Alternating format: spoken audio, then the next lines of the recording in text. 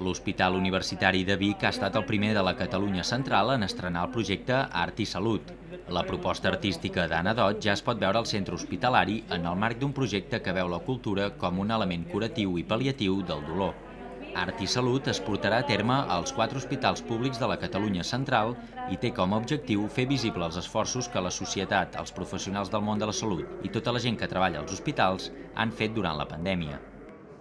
És bàsicament això, una actitud d'agraïment, no? Agraïment als esforços enormes que ha hagut de dur a terme, sobretot les persones del món sanitari, des dels metges, infermeres, personal administratiu, de neteja, etc., i també tota la comunitat, tota la societat, perquè esclar, tots hem patit, tots hem hagut de col·laborar per dur a terme, anar seguint el procés d'aquesta pandèmia i que, per sort, sortosament, sembla que avui ja tenim bastant bones perspectives, que sembla que la cosa ja va minvant i, per tant, l'esperança, aquella que deia al començament, a través de l'art, sembla que avui va prenent ja una mica de forma. L'artista Dot ha creat uns cavalls del vent, una rèplica de les famoses banderoles tibetanes amb missatges esperançadors i d'agraïment. La seva intervenció artística juga amb corrents d'aire i balla el pas de vals a l'entrada de l'Hospital Universitari de Vic. Dot hi fa una respiració en una època on és tan important aquest fet.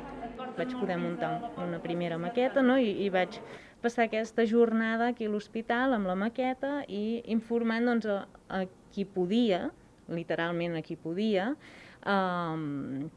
del projecte. No? Per mi era un pas molt important el de passar aquest moment aquí.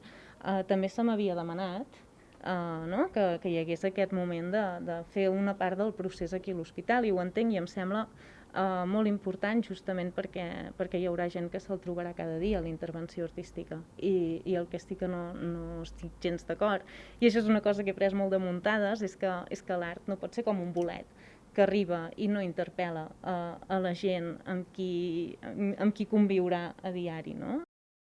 Doncs la pregunta que va motivar una mica tot el meu treball era com puc portar una respiració aquí, però una respiració sana, una respiració neta, no? Allò, quan respires així de bé que et quedes a gust, no?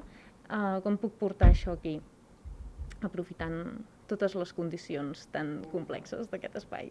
Un dels curadors d'aquesta mostra artística ha recalcat la idea de l'art com un element curatiu. I nosaltres el que vam entendre també és aquesta connexió de les obres que realitzarien amb un concepte de l'art curatiu. És a dir, Joseph Beuys o Félix González Torres, artistes que van marcar època al segle XX, van entendre l'art amb una funció curativa per pal·liar el que és el patiment, el que és el dolor de la societat. Aquest dolor social, l'art hi pot contribuir a fer que sigui més lleuger, més fàcil de portar a sobre. I aquesta era la idea, el plantejament del projecte. Aquesta mostra es quedarà de manera permanent a l'hospital. Ha estat feta amb materials propis de l'hospital, com els teixits de les bates i d'altres materials comuns. Totes les banderoles tenen la mateixa mida que les butxaques de les bates dels metges.